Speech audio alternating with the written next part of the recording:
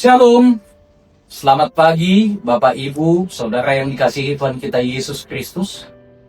Sebelum kita memulai aktivitas hari ini, marilah kita mendengar dan merenungkan firman Tuhan. Kita berdoa. Damai sejahtera Allah yang melampaui segala akal, itulah yang memelihara hati dan pikiran. Di dalam Kristus Yesus Tuhan kita. Amin.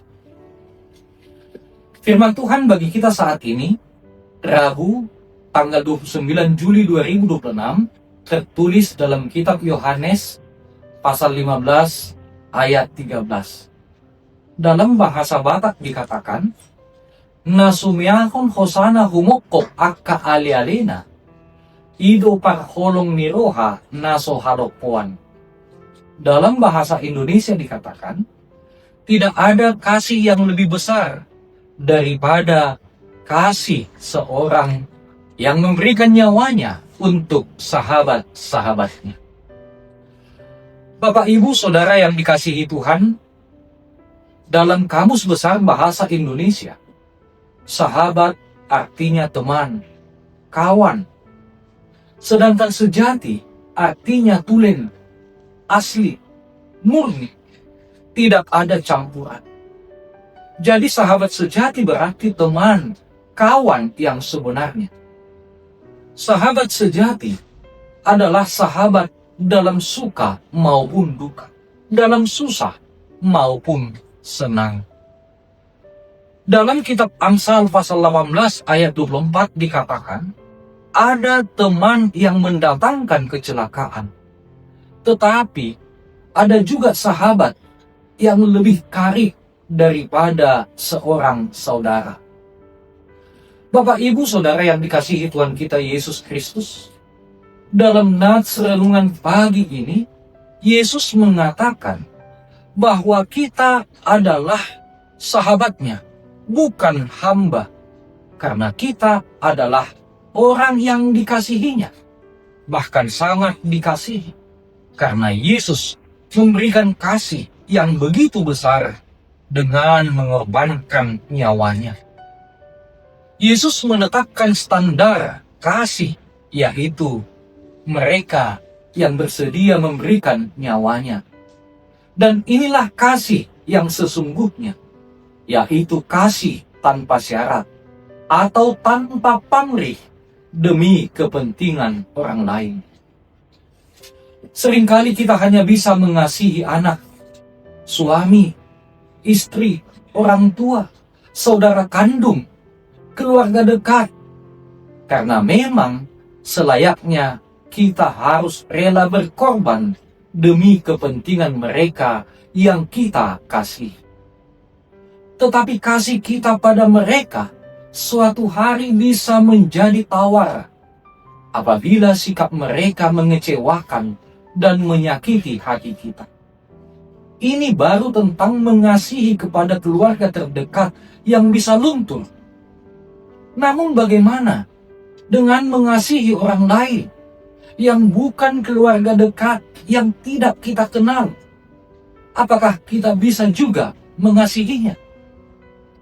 Yesus menginginkan kita mengasihi orang lain setulus hati, penuh kerelaan, sampai kita kehilangan nyawa. Maka dari itu, mengasihi itu keputusan kita mau menjadi sahabat Yesus, bukan untuk kepentingan diri sendiri.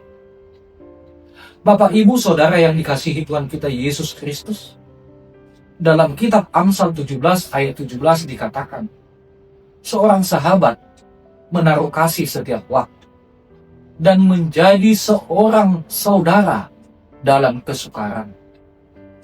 Tuhan Yesus sudah menjadikan dirinya menjadi sahabat bagi kita. Yesus sudah menyebut kita sebagai sahabatnya, yaitu sahabat sejati yang dekat dengan kita ketika kita sedang bersuka cita. Sahabat sejati ketika kita sedang susah atau senang. Tuhan Yesus sudah menjadi sahabat kita yang selalu menyertai, menopang, menolong, melindungi, menjaga, dan memberkati kita dalam segala perkara. Tuhan Yesus adalah satu-satunya sahabat sejati yang tidak pernah mengecewakan, selalu ada di masa tersulit, dan telah membuktikan kasih-Nya melalui pengorbanannya di kayu salib. Di dunia ini, manusia bisa datang dan pergi. Bahkan sahabat terdekat pun bisa mengkhianati atau meninggalkan kita saat kita jatuh. Namun Yesus tetap setia mendampingi setiap langkah hidup kita. Kesetiaan adalah kunci persahabatan yang dibangun di atas kasih. Sebagaimana Yesus rela menjadi sahabat bagi kita, marilah kita membuka hati menjadi sahabat bagi orang lain. Amin. Kita berdoa. Ya Tuhan Allah yang bertahta di dalam kerajaan surga, kami datang ke hadapan-Mu dengan hati yang penuh ucapan syukur. Terima kasih karena Engkau menjadikan kami menjadi sahabat. Terima kasih atas kasih-Mu yang begitu besar, yang telah Engkau buktikan melalui pengorbanan-Mu di kayu salib, demi menebus dosa-dosa kami. Tuhan, di saat dunia ini terasa sepi atau ketika sesama kami mengecewakan, ingatkanlah kami bahwa kami memiliki Engkau, sahabat yang tidak pernah berubah, yang selalu setia mendengar keluh kesah kami, dan yang selalu hadir di setiap badai kehidupan kami.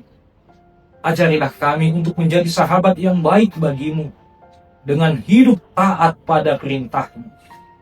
Ubahlah hati kami, agar kami pun dapat menjadi sahabat yang tulus, penuh kasih, dan rela berkorban bagi orang-orang di sekitar kami, seperti yang telah Engkau ajarkan. Ampuni kami atas segala dosa dan kesalahan kami. Di dalam nama anak-Mu Tuhan Yesus Kristus, kami berdoa. Amin. Shalom.